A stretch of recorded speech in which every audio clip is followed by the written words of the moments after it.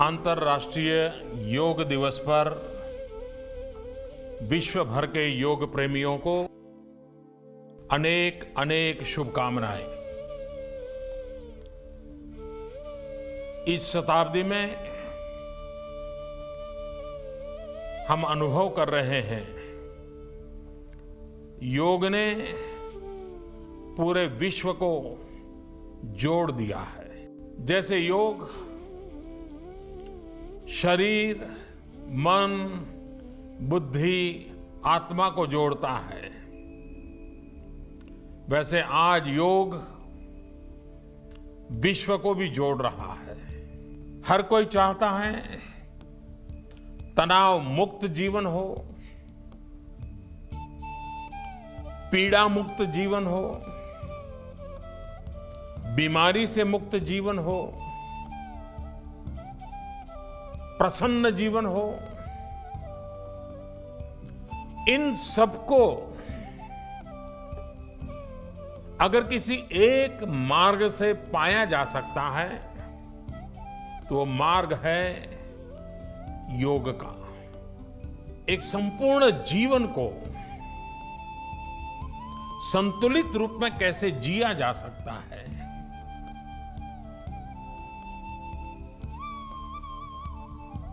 तन से, मन से, विचारों से, आचारों से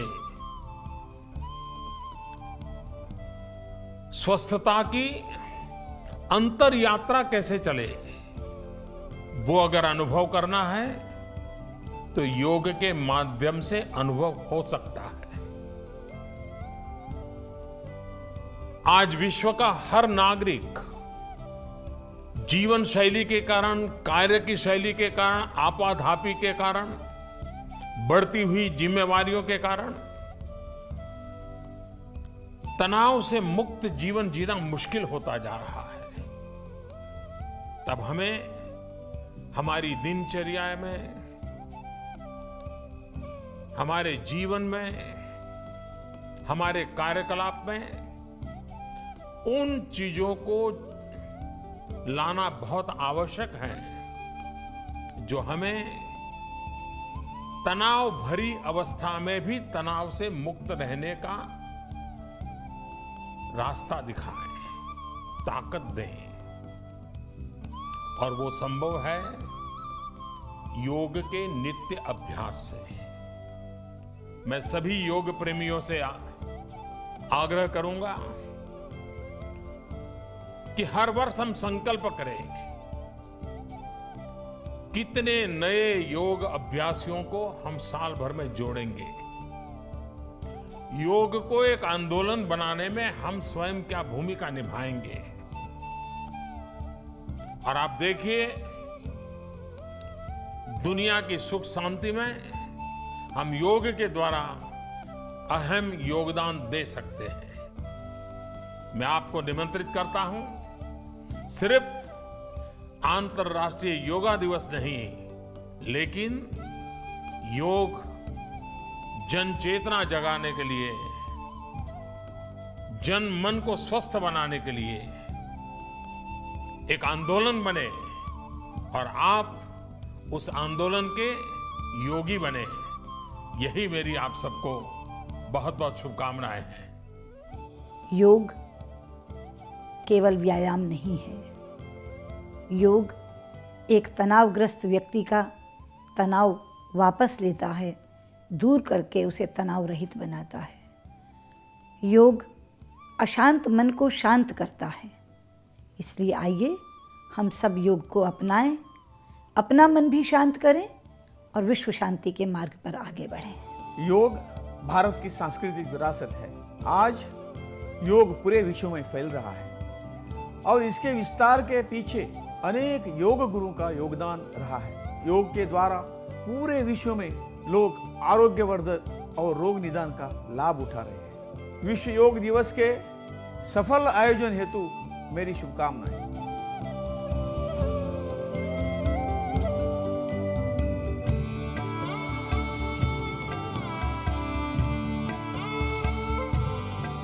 माननीय प्रधानमंत्री श्री नरेंद्र मोदी जी ने आयुष मंत्रालय भारत सरकार के नेतृत्व में राजपथ नई दिल्ली में आयोजित योग प्रदर्शन का नेतृत्व किया।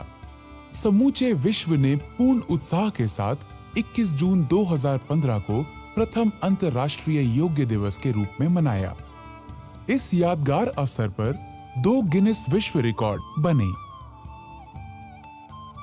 35,985 प्रतिभागियों के साथ योग का सबसे बड़ा सत्र एवं योग के एक ही सत्र में सर्वाधिक देशों यानी कि 84 देशों के नागरिकों की प्रतिभागिता।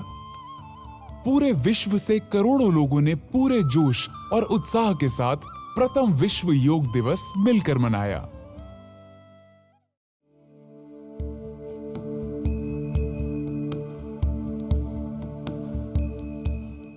योग आवश्यक रूप से एक आध्यात्मिक अनुशासन है जो विशेषतः परिष्कृत विज्ञान पर आधारित है। यह स्वस्थ जीवन के लिए एक कला और विज्ञान है। योग शब्द की उत्पत्ति संस्कृत के शब्द युग से हुई है, जिसका अर्थ जुड़ने या एकजुट होने से है। यौगिक लेखों के आधार पर योग का अभ्यास व्यक्तिगत चेतना को सार्वभौमिक चेतना के साथ मिलन करने के लिए अग्रसर करता है।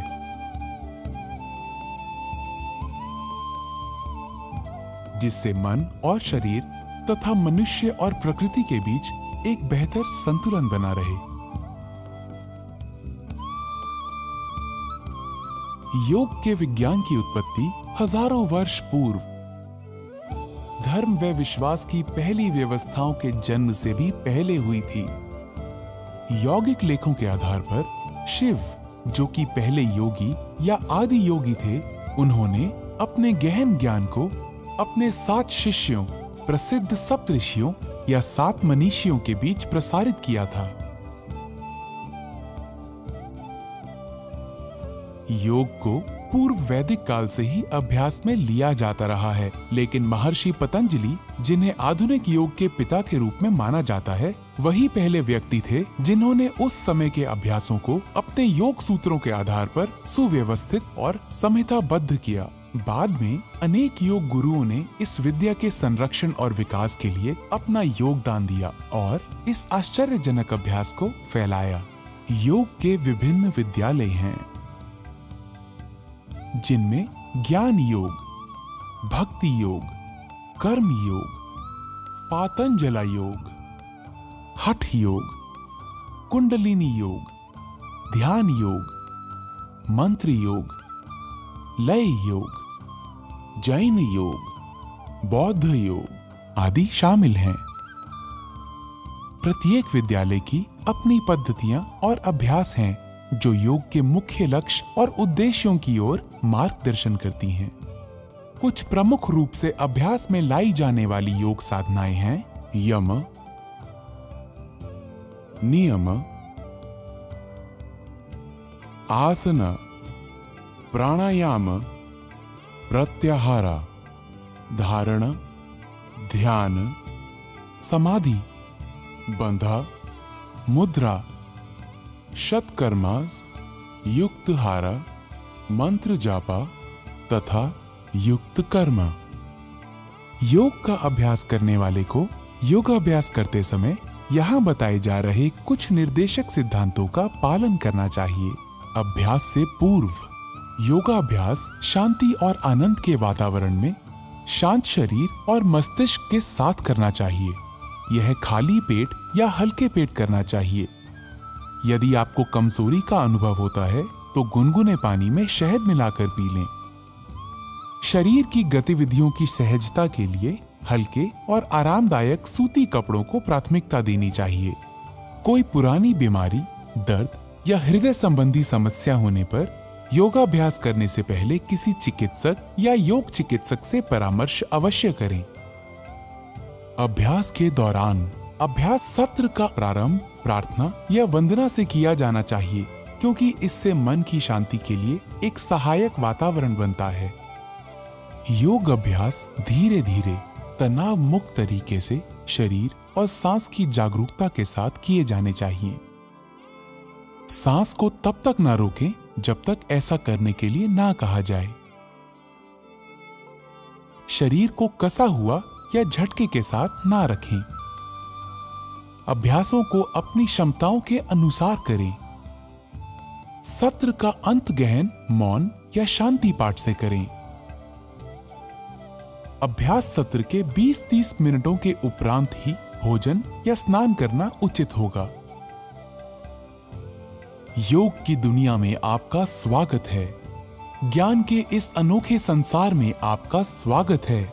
जैसा प्रासंगिक और लाभकारी यह हजारों वर्ष पूर्व था, वैसा ही आज भी है।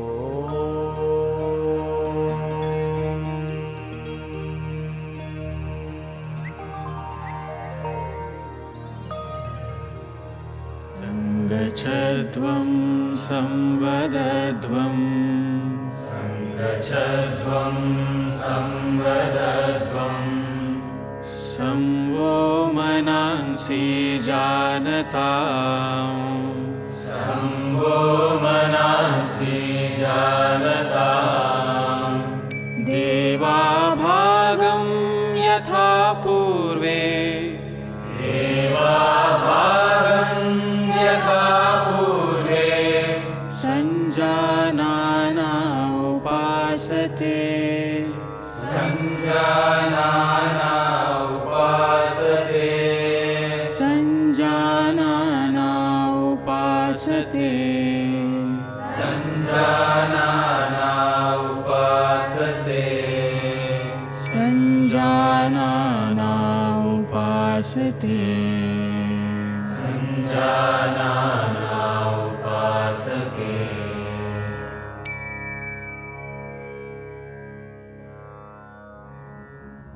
योग की दुनिया में आपका स्वागत है। आइए अब हम योग साधना का अभ्यास चालन क्रियाओं यानी शिथिलता अभ्यासों से करते हैं, जो शरीर में सूक्ष्म रूप से रक्त संचार को बढ़ाते हैं। गर्दन का व्यायाम, गर्दन को आगे और पीछे झुकाना।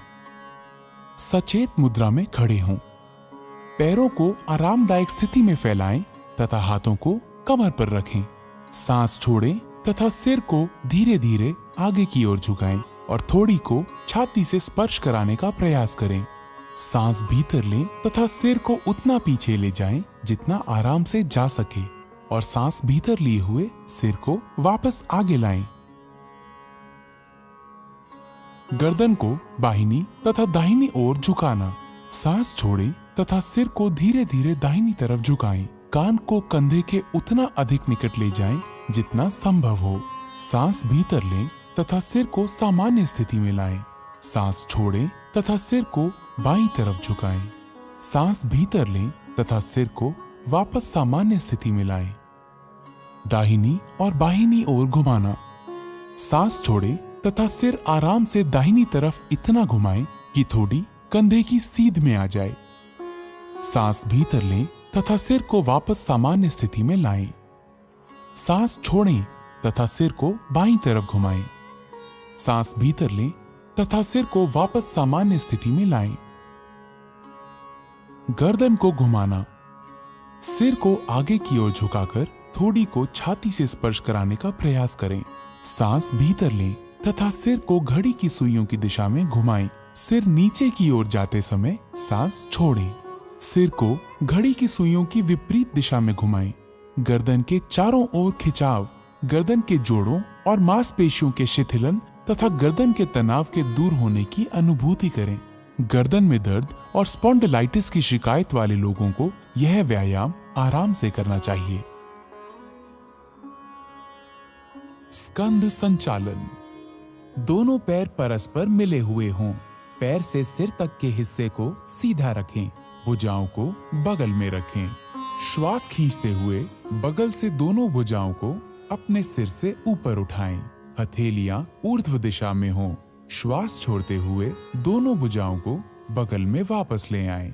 जब हाथों को सिर से ऊपर उठाएं तो ध्यान रखें कि वे सिर को स्पर्श ना करें। इसी तरह जब हाथों को नीचे लेकर आएं तो इस बात का ध्यान रखें कि जांघों को वे स्पर्श ना करें।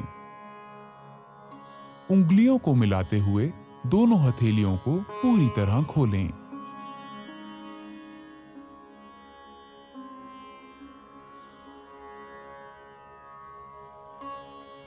स्कंद चक्र, सीधा खड़े हो जाएं। बाएं हाथ की उंगलियों को बाएं कंधे पर रखें और उसी तरह दाएं हाथ की उंगलियों को दाएं कंधे पर। दोनों कोहनियों को पूरी तरह चक्राकार घुमाएं। आगे की ओर कोहनियों को घुमाते हुए वक्षस्थल के सामने स्पर्श कराने की कोशिश करें और जब कोहनियों को घुमाएं तो उन्हें कानों के समीप ले जाने की कोशिश करें। इसी तरह विपरीत दिशा में भुजाओं को खींचते हुए घुमाएं और कोशिश करें कि इस दौरान भुजाएं शरीर को स्पर्श करें।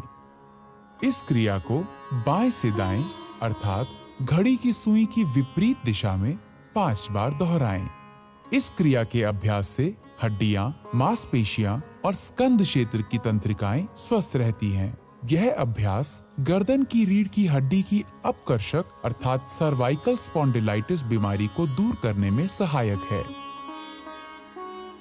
धड़ को घुमाना। पांवों को परस्पर 2 फुट की दूरी पर रखें। दोनों हाथों को छाती की ऊंचाई तक इस प्रकार उठाएं कि दोनों हथेलियां एक दूसरे के सामने हों। सांस छोड़ें। शरीर को दाहिनी तरफ इतना घुमाएं कि बाईं हथेली दाहिने कंधे को स्पर्श कर ले। सांस भीतर लेते हुए वापस लौटें। अब सांस छोड़ें। शरीर को बाईं तरफ इतना घुमाएं कि दाहिनी हथेली बाएं कंधे को स्पर्श कर ले। सांस भीतर लेते हुए वापस लौटें। पुनः दोहराएं। सांस लेते हुए धीरे धीरे करें। मेरुदंड या डिस्क संबंधी समस्या होने पर तथा मासिक धर्म के दौरान यह व्यायाम ना करें। खड़ी मुद्रा में विश्राम करें। घुटनों को चलाना। सांस भीतर लें। अपनी भुजाओं को कंधों तक उठाएं। सांस छोड़ें। घुटने मोड़ें तथा अपने शरीर को शून्य की मुद्रा में नीचे लाएं। सांस भीतर लें और शरीर को सीधा करें। 2 बार और दोहराएं। इस व्यायाम से घुटने तथा कूल्हे के जोड़ मजबूत होते हैं। अत्यधिक आर्थराइटिस की समस्या होने पर इस व्यायाम को छोड़ दें। हाथों को नीचे लाते समय सांस छोड़ें। आइए अब योगासना की तरफ बढ़ें। ताड़ासन। ताड़ का अर्थ है ताड़ का पेड़। पैरों को परस्पर 2 इंच की दूरी पर रखें। उंगलियों को आपस में जकड़ें तथा कलाइयों को बाहर की तरफ मोड़ें। सांस भीतर लें तथा भुजाओं को ऊपर उठाते हुए कंधों की सीध में ले जाएं। एड़ियों को भूमि से ऊपर उठाएं और अंगूठों पर संतुलित हों। इस स्थिति में 10 से 15 सेकंड तक रहें। ये आसन शरीर में मजबूती लाता है, रीढ़ से जुड़ी तांत्रिकाओं के संकुलन को ठीक करने में सहायता देता है और गलत मुद्राओं को ठीक करता है। सांस छोड़ें। एड़ियों को नीचे लाएं। उंगलियों की जकड़न को खोलें। हाथों को धड़ के समांतर नीचे लाएं और खड़े होने की मुद्रा में वापस आएं। वृक्षासन। वृक्ष का अर्थ है पेड़। दोनों पैरों में 2 इंच की दूरी बनाकर खड़े हो जाएं।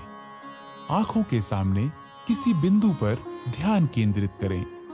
श्वास को शरीर के बाहर छोड़ते हुए दाएं पैर को मोड़कर उसके पंजे को बाएं पैर की अंदरूनी जांघ पर रखें। अभ्यास करते समय ध्यान रखें कि एड़ी मूलाधार अर्थात पेरिनियम क्षेत्र से मिली होनी चाहिए। गहरी श्वास लेते हुए दोनों हाथों को ऊपर की ओर ले जाएं और हथेलियों को परस्पर मिलाएं। इस स्थिति में 10 से 15 सेकंड्स तक रहें। इस दौरान सामान्य रूप से श्वास प्रश्वास करें। यह आसन तंत्रिका तंत्र की स्नायुओं को बेहतर और शरीर को संतुलित बनाता है। आर्थराइटिस रोग से ग्रसित होने पर इस आसन का अभ्यास ना करें। श्वास छोड़ते हुए हाथों एवं दाएं पैर को मूल अवस्था में वापस लेकर आएं। इस आसन का अभ्यास बाएं पैर से भी करें। बाएं पैर को मोड़कर उसके पंजे को दाएं पैर की अंदरूनी जांघ पर रखें। श्वास खींचते हुए दोनों हाथों को ऊपर की ओर ले जाएं और हथेलियों को परस्पर मिलाएं।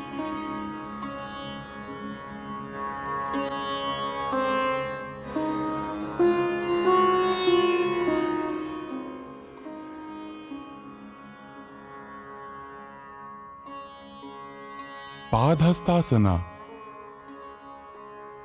पाद का अर्थ है पैर और हस्त का अर्थ है हाथ। धीरे धीरे सांस भीतर लें और हाथों को ऊपर उठाएं। शरीर को कमर से ऊपर की ओर खींचें। सांस छोड़ें तथा आगे की तरफ तब तक झुकें जब तक पूरी हथेली धरती को स्पर्श करने लगे। इस अंतिम स्थिति को 10 से 30 सेकंड तक बनाए रखें। जिन लोगों को पीठ की अकड़न की समस्या हो, उन्हें अपनी क्षमता के अनुरूप ही झुकना चाहिए। अब सांस भीतर लें, धीरे धीरे सीधी स्थिति में आएं और भुजाओं को सिर के ऊपर ले जाकर खींचें। सांस छोड़ें और धीरे धीरे प्रक्रियाओं को विपरीत क्रम में करते हुए प्रारंभिक स्थिति में आएं। विश्राम करें। अर्ध चक्रासन। दोनों हाथों से कमर पर सहारा दें। सांस छोड़ें, सिर को पीछे झुकाएं, गर्दन की मांसपेशियों को खींचें तथा रीढ़ के निचले हिस्से से पीछे की ओर झुकें। सामान्य सांस लेते हुए विश्राम करें। इस स्थिति में 10 से 30 सेकंड तक रहें। अर्ध चक्रासन रीढ़ को लचीला बनाता है तथा मेरु तंत्रिकाओं को मजबूती प्रदान करता है। यह सांस लेने की क्षमता को बेहतर बनाता है। सांस भीतर लें, धीरे धीरे वापस आएं तथा विश्राम करें। उच्च रक्तचाप के रोगियों को सावधानी से झुकना चाहिए। त्रिकोणासन। त्रिकोण का अर्थ है त्रिभुज। पैरों को परस्पर आरामदायक दूरी पर रखकर खड़े हों। हाथों को धीरे धीरे किनारे से तब तक उठाएं जब तक वे क्षैतिज ना हो जाएं। सांस छोड़ें, धीरे धीरे दाहिनी तरफ झुकें और दाहिने हाथ को दाहिने पैर के ठीक पीछे रखें। बाएं हाथ को दाहिने हाथ की सीध में खड़ा करें। सामान्य श्वास के साथ इस स्थिति में 10 से 30 सेकंड तक रहें। यह समतल पैर से बचाता है, पिंडलियों, जांघों तथा कमर की मांसपेशियों को मजबूती प्रदान करता है और मेरुदंड को लचीला बनाता है। सांस अंदर लेने के साथ ही धीरे धीरे वापस आएं। बाईं तरफ के लिए फिर दोहराएं। स्लिप डिस्क, साइटिका और उदर शल्य चिकित्सा के उपरांत यह आसन ना करें। अपनी शारीरिक सीमाओं से आगे ना जाएं।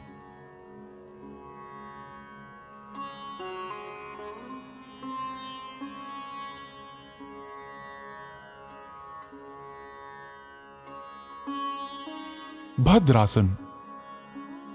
आइए अब बैठने वाली मुद्राओं के लिए तैयार हों। भद्र का अर्थ है दृढ़। पांवों को सामने की तरफ फैलाकर सीधे बैठें। हाथों को कूल्हों के पास रखें। ये दंड आसन है। अब अपने पैरों के तलवों को एक साथ रखें। सांस छोड़ें और अपने हाथों को अपने पैरों के अंगूठों पर कसें। अपनी एड़ियों को जितना संभव हो उतना मूलाधार के पास लाएं। ये अंतिम स्थिति है। इस स्थिति में कुछ देर तक रहें।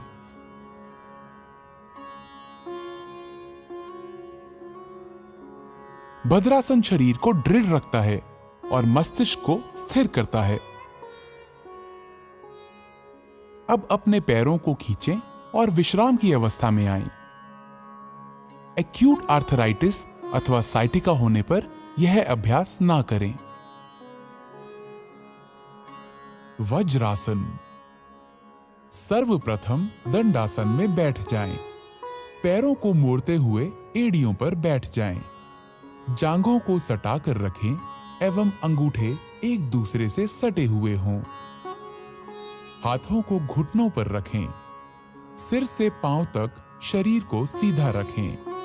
इस आसन को वज्र आसन कहते हैं।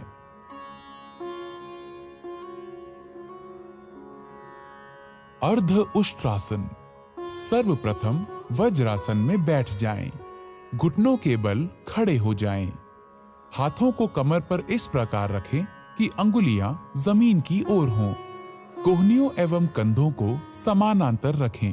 अब सिर को पीछे की तरफ झुकाते हुए ग्रीवा की मांसपेशियों को खींचें। श्वास को अंदर खींचते हुए धड़ को जितना संभव हो सके उतना झुकाएं। श्वास बाहर छोड़ते हुए इस स्थिति में शिथिल हो जाएं। सामान्य रूप से श्वास प्रश्वास करते हुए इस स्थिति में 10 से 30 सेकंड तक रुकें। इस योगाभ्यास से पीठ और गर्दन की मांसपेशियां मजबूत होती हैं। कब्ज एवं पीठ दर्द से मुक्ति मिलती है। श्वास खींचते हुए वापस वज्रासन में बैठ जाएं। शिथिल हो जाएं। उष्ट्रासन। वज्रासन में बैठ जाएं। घुटनों को जमीन पर टिकाते हुए अपने दोनों पैरों की जांघ और पंजों को आपस में मिला लीजिए। घुटनों और पंजों के बीच कुछ इंचों की दूरी रखते हुए घुटनों के बल खड़े हो जाएं। श्वास खींचते हुए धीरे से पीछे की ओर झुकें। धीरे धीरे दाहिने हाथ से दाहिनी एड़ी और बाएं हाथ से बाईं एड़ी को पकड़ने का प्रयास करें। इस बात का ध्यान रखें कि पीछे झुकते समय गर्दन को झटका ना लगे। उष्ट्रासन दृष्टिकोण में अत्यंत लाभदायक है। यह पीठ एवं गर्दन के दर्द से आराम दिलाता है। यह उदर एवं नितंब की वसा को कम करने में सहायक है। उच्च रक्तचाप, हृदय रोगी व हर्निया के मरीजों को यह आसन नहीं करना चाहिए। श्वास खींचते हुए पुनः वज्रासन में बैठ जाएं। शिथिल अवस्था में आ जाएं। शशांकासन। शशांक का अर्थ है शशक या खरगोश। दोनों घुटनों को दूर फैलाएं जबकि अंगूठों को परस्पर स्पर्श करने दें। हथेलियों को घुटनों के बीच रखें। सांस छोड़ें और उन्हें धीरे धीरे पूरी लंबाई में खींचें। आगे झुकें और थोड़ी को भूमि पर रखें। भुजाओं को समांतर रखें। सामने देखें और मुद्रा को बनाए रखें। यह तनाव और गुस्से को कम करने में सहायक है। सांस भीतर खींचें और उठें। सांस छोड़ें और वज्रासन में वापस आएं। अपने पैरों को वापस विश्रामासन में लाएं। ऑस्टियोआर्थराइटिस के रोगियों को यह सावधानी के साथ करना चाहिए।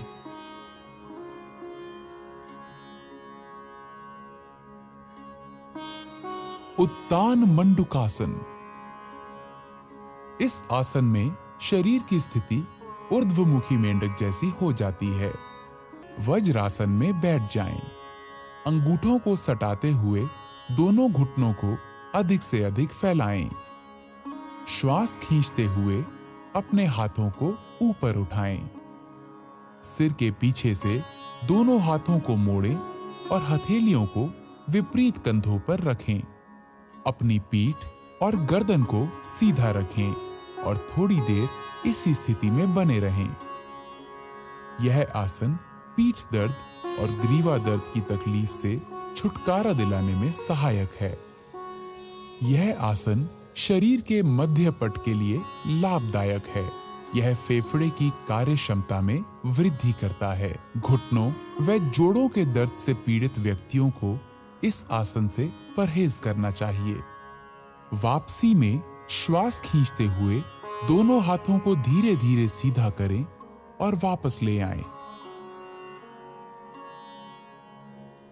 अपने घुटनों को मिलाकर पूर्ववत स्थिति में ले आएं।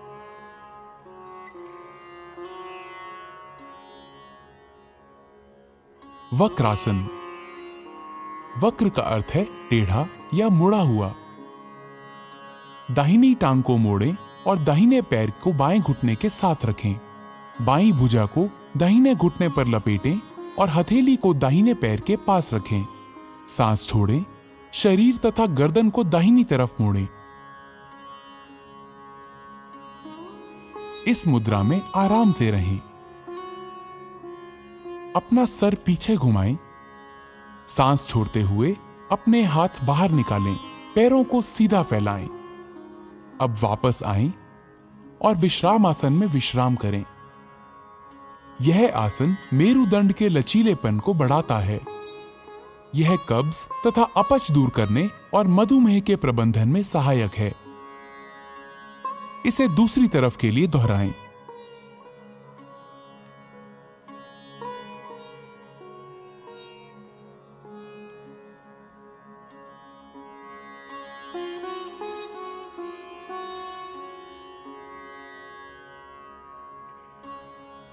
अपना सिर पीछे घुमाएं। सांस छोड़ते हुए अपने हाथ बाहर निकालें, पैरों को सीधा फैलाएं। अब वापस आएं और विश्राम आसन में विश्राम करें।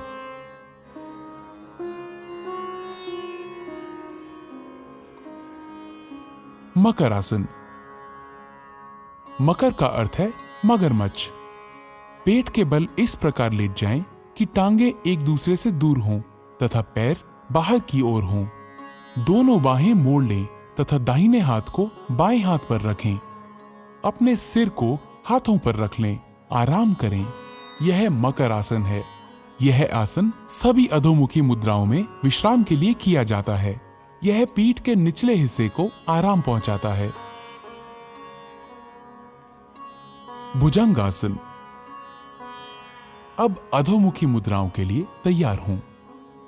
भुजंग का अर्थ है सर्प या कोबरा। पेट के बल लेट जाएं, सिर को हाथों पर रखें और शरीर को आराम से रहने दें।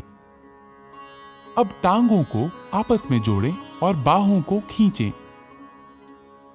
माथे को भूमि पर रखें। अब अपनी हथेलियों को छाती के पास रखें और कोहनियों को उठाएं। सांस भीतर लें और थोड़ी तथा नाभि के हिस्से तक छाती को ऊपर उठाएं। यह भुजंगासन है। यह आसन तनाव के प्रबंधन के लिए सर्वोत्तम है। यह पीठ दर्द तथा श्वास संबंधी समस्याओं से निपटने में सहायक है। सांस छोड़ें, अपने माथे को भूमि पर रहने दें तथा बाहों को खींचें। अपनी टांगे फैलाएं, हथेलियां ऊंची करें तथा अपने सर को हथेलियों पर रखें और आराम करें। शलभासन। शलभ का अर्थ है पतंगा या टिड्डा। पेट के बल लेट जाएं, टांगे आपस में जोड़ लें। थोड़ी को भूमि पर रखें। दोनों हाथ शरीर के किनारे ऐसे रखें कि हथेलियां ऊपर की ओर हों। सांस भीतर लें। अपनी टांगों को भूमि से उतना ऊपर उठाएं जितना आप बिना घुटनों को मोड़े हुए उठा सकें। बाहों और टांगों को इस तरह फैलाएं कि शरीर आसानी से भूमि से ऊपर उठ जाए। इस स्थिति में आराम से रहें। यह आसन साइटिका तथा पीठ के निचले हिस्से के दर्द में राहत देता है। यह कूल्हे की मांसपेशियों को आकार देता है। अब सांस छोड़ें, टांगों को नीचे भूमि की ओर ले आएं। अपनी बाहें निकालें और भूमि पर विश्राम करें। हृदय रोगियों को यह मुद्रा नहीं करनी चाहिए। सेतु बंधासन। ऊर्ध्वमुखी या पीठ के बल लेटकर की जाने वाली मुद्राओं की ओर। सेतु बंध का अर्थ है पुल बनाना। टांगों को आपस में जोड़ें, बाहों को शरीर के किनारे रखें। दोनों टांगों को घुटनों पर मोड़ें और एड़ियों को नितंबों के पास ले जाएं। दोनों एड़ियों को कसकर पकड़ें। सांस भीतर लें। धीरे धीरे नितंबों तथा धड़ को पुल बनाने के लिए उतना ऊंचा उठाएं जितना आप उठा सकते हैं। आराम से रहें। यही अंतिम मुद्रा है। यह आसन अवसाद तथा व्यग्रता से मुक्ति देता है। यह पीठ के निचले हिस्से की मांसपेशियों को मजबूत बनाता है। अब सांस छोड़ें। धीरे धीरे मूल स्थिति में आएं और विश्राम करें। पीठ के बल लेट जाएं। कृपया ध्यान रखें, गर्भावस्था के बाद की तिमाहियों वाली महिलाएं इस आसन का प्रयोग ना करें। उत्तान पादासन। इस आसन में पीठ के बल लेटकर पैरों को ऊपर उठाया जाता है। इसी कारण इस आसन का नामकरण उत्तान पाद आसन हुआ है। जमीन पर आराम से पीठ के बल लेट जाएं। पैरों की स्थिति सीधी हो और हाथों को बगल में रखें। श्वास लेते हुए घुटनों को बिना मोड़े धीरे धीरे अपने दोनों पैरों को ऊपर उठाएं और 30 डिग्री का कोण बनाएं। सामान्य रूप से श्वास प्रश्वास करते हुए इस अवस्था में कुछ देर बने रहें। श्वास छोड़ते हुए धीरे धीरे अपने दोनों पैरों को नीचे लाएं और जमीन पर रखें। यह आसन नाभि केंद्र अर्थात नाभि मणि चक्र में संतुलन स्थापित करता है। अर्ध हल आसन। इस आसन में शरीर की स्थिति खेतों की जुताई करने वाले भारतीय हल की अर्ध आकृति जैसी हो जाती है। इसी कारण इसका नाम हल आसन पड़ा है। पीठ के बल लेट जाएं। दोनों हाथ जांघों के बगल में रखें और हथेलियां जमीन पर टिका दें। घुटनों को बिना मोड़े अपने पैरों को धीरे धीरे ऊपर उठाएं। सर्वप्रथम अपने पैरों को 30 डिग्री तक उठाएं।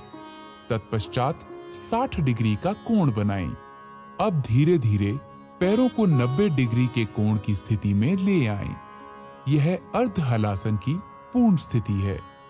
इस अवस्था में शरीर की स्थिति नितंब से कंधे तक सीधी होनी चाहिए। धीरे धीरे अपने पैरों को वापस जमीन पर लाएं। ध्यान रहे, वापसी की स्थिति में सिर जमीन से ऊपर ना उठे। यह आसन गहरे तनाव से ग्रस्त व्यक्तियों के लिए अत्यंत लाभदायक है, परंतु उन्हें बड़ी सावधानी पूर्वक यह आसन करना चाहिए। पीठ के निचले हिस्से के दर्द से पीड़ित व्यक्तियों को दोनों पैरों के साथ इस आसन को नहीं करना चाहिए। पवन मुक्त आसन। दोनों घुटने मोड़ें तथा जांघों को छाती के पास लाएं।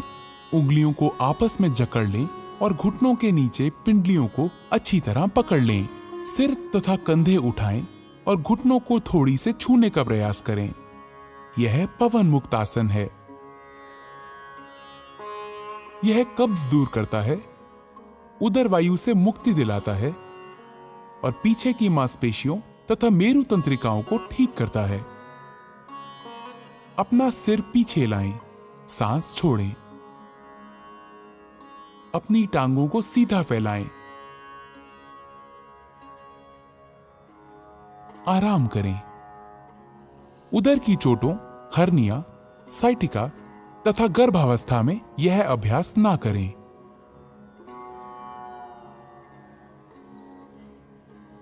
शवासन। शव का अर्थ है मृत शरीर। यह आसन संपूर्ण विश्राम के लिए किया जाता है। अपनी भुजाओं और टांगों को फैलाकर आराम से पीठ के बल लेट जाएं। हथेलियां ऊपर की ओर हों। आंखें बंद कर लें। पूरे शरीर को जागृत भाव से विश्राम दें। प्राकृतिक श्वास से परिचित हों। इसे लयबद्ध और धीमा होने दें। ताजगीपूर्ण और निश्चिंतता की अनुभूति होने तक इस अवस्था में रहें। यह आसन सभी प्रकार के तनावों से मुक्ति देता है और शरीर तथा मस्तिष्क दोनों को विश्राम देता है। यह तनाव तथा उसके परिणामों के प्रबंधन में बहुत सहायक है।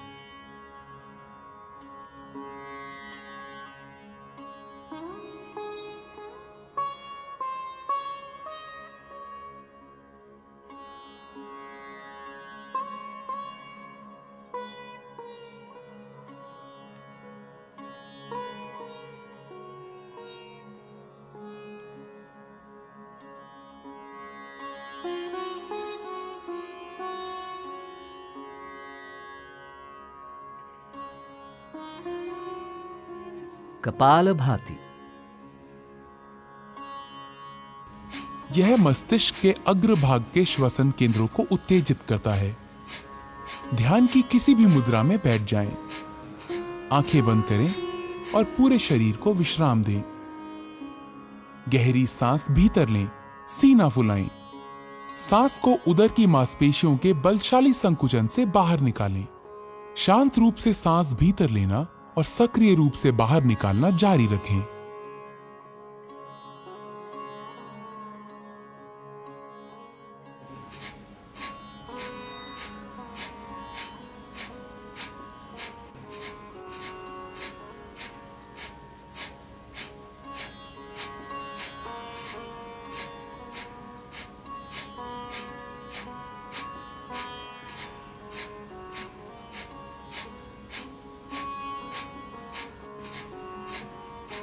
फिर एक गहरी सांस लें, धीरे धीरे बाहर निकालें और विश्राम लें। इस प्रक्रिया को 30 बार करें। यह कपालभाति का एक चक्र है। प्रत्येक चक्र के अंत में गहरी सांस लेनी चाहिए। अब 2 चक्र और करें।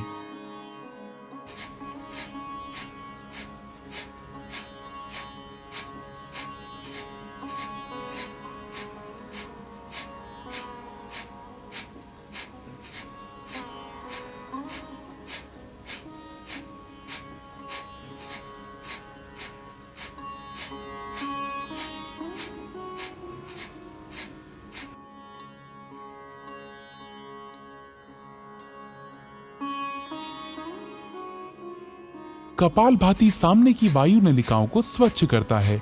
इससे कफ संबंधी समस्याओं के निदान में सहायता मिलती है। यह ठंड, राइनाइटिस, साइनोसाइटिस, अस्थमा तथा श्वास संबंधी रोगों के उपचार में सहायक है।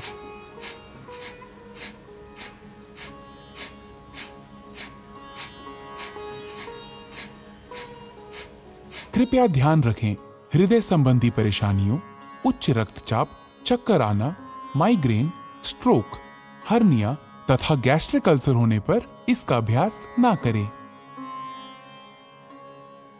प्राणायाम, नाड़ी शोधन या अनुलोम विलोम प्राणायाम। क्रमशः बाएं तथा दाएं नासिका छिद्रों से सांस लेना है। ध्यान की मुद्रा में बैठ जाएं। मेरुदंड सीधा रखें, सिर ऊंचा तथा आंखें बंद हों। शरीर को कुछ गहरी सांसें लेकर आराम की स्थिति में लाएं। बाईं हथेली को बाएं घुटने पर ज्ञान मुद्रा में रखें। दायां हाथ नासाग्र मुद्रा में होना चाहिए। दाएं अंगूठे को दाहिने नासिका छिद्र पर रखें। बाएं नासिका छिद्र से श्वास अंदर लें, फिर इसे बंद कर लें। दाहिने नासिका छिद्र से श्वास बाहर निकालें। अगली बार दाहिने नासिका छिद्र से सांस भीतर लें। दाहिना नासिका छिद्र बंद करें और बाएं नासिका छिद्र से श्वास बाहर निकालें। यह नाड़ी शोधन या अनुलोम विलोम प्राणायाम का एक चक्र है। 5 चक्र और पूरे करें।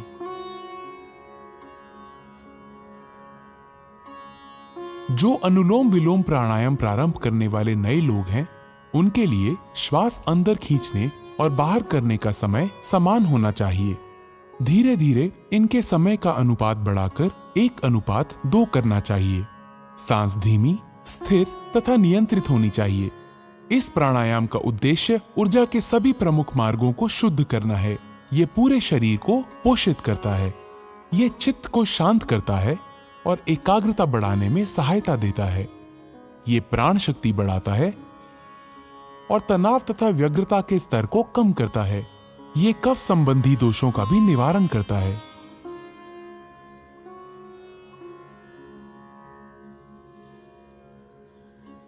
शीतली प्राणायाम।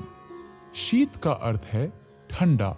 यह प्राणायाम साधक के चित्त को शांत करता है और मन की व्याग्रता को दूर करता है। शीतली प्राणायाम अपने नाम के अनुरूप शरीर और मन को शांति प्रदान करता है। पद्मासन अथवा किसी भी आरामदायक आसन में बैठ जाएं।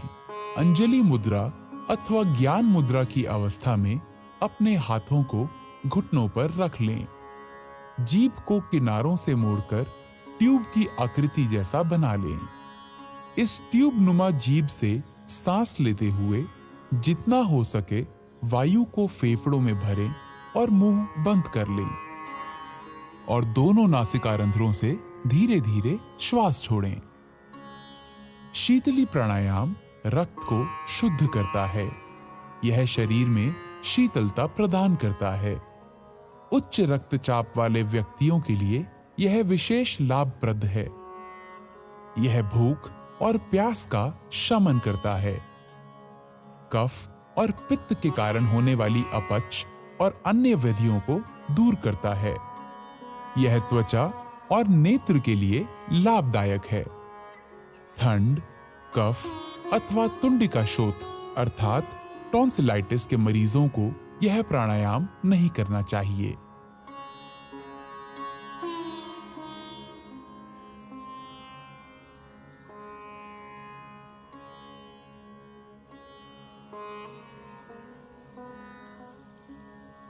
भ्रामरी प्राणायाम।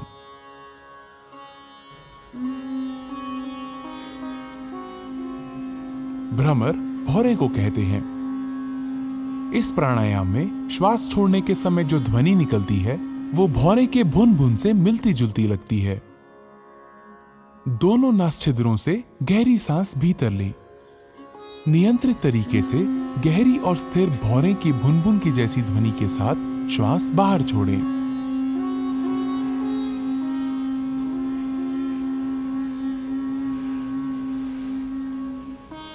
यह भ्रामरी प्राणायाम का एक चक्र है। 2 बार और दोहराएं।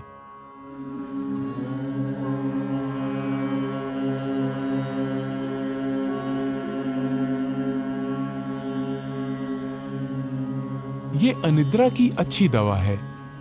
इसे तनाव संबंधी विकारों को दूर करने में बहुत कारगर पाया गया है।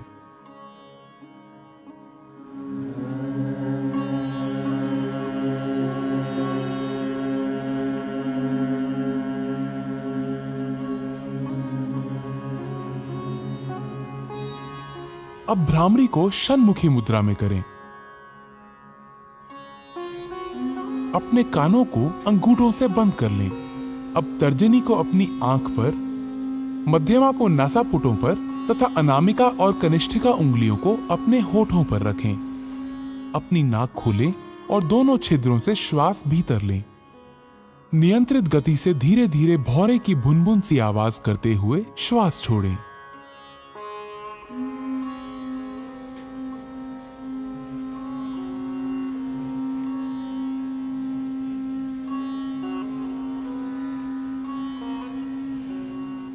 यह एकाग्रता और ध्यान के प्रारंभ के लिए तैयारी करने का प्राणायाम है। ध्यान।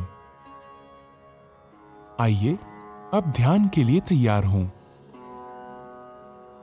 ध्यान एक निरंतर चिंतन की प्रक्रिया है।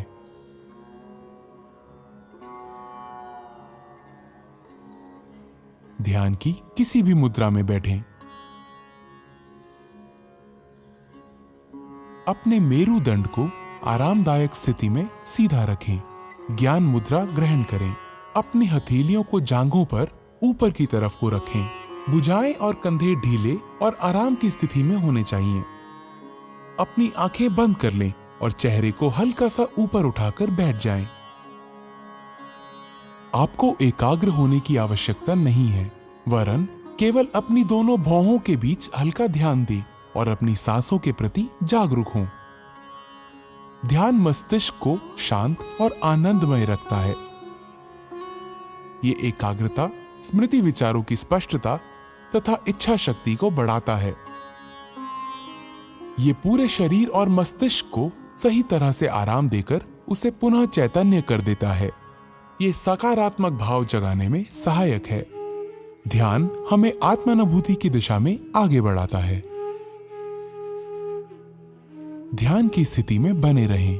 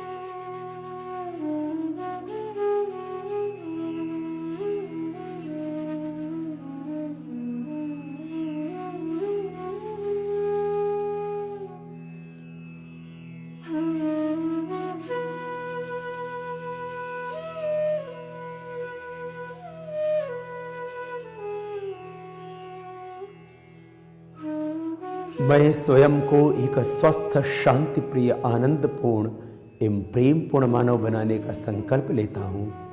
अपने प्रत्येक कार्य से मैं अपने चारों ओर सुख, समृद्धि एवं शांतिमय, स्नेहपूर्ण वातावरण बनाने का प्रयत्न करूँगा।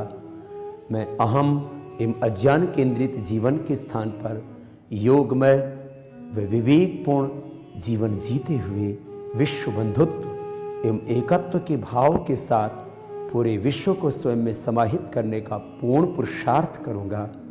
मैं वसुधैव कुटुंबकम एवं सह अस्तित्व के सिद्धांत के प्रति पूर्ण आस्था रखते हुए सबके प्रति कृतज्ञ भाव से आत्मत व्यवहार व आचरण करूँगा।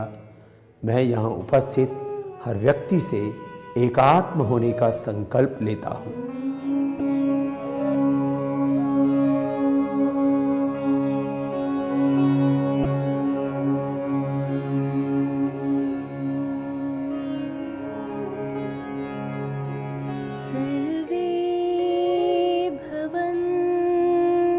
सुखिनः सर्वे सन्तु निरामयाः सर्वे भद्राणि पश्यन्तु मा कश्चित् दुःखभाग् भवेत् मा कश्चित् दुःखभाग् भवेत्। ॐ शान्ति शान्ति शान्ति।